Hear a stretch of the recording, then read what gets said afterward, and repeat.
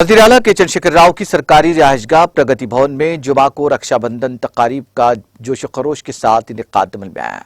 राखी के त्यौहार के मौके पर प्यार, मोहब्बत और भाईचारे के जज्बात बहते हैं। बहनों की आमद से वज़ीर आला के सीआर की रिहाइशगाह में जबरदस्त जोश खरोश देखा गया। वज़ीर आला के सीआर की अहलिया शोभमा ने मेहमानों को मदऊ किया, जो गर्मजोशी और रिवायती अंदाज में यहाँ पहुंची और एक दूसरे को मुबारकबाद दी। उन्होंने अपने भाई को दिल से दुआ दी। इस मौके पर वज़ीर आला के सीआर के पोते और पोती ने रक्षाबंधन की तकारीब में शिरकत की।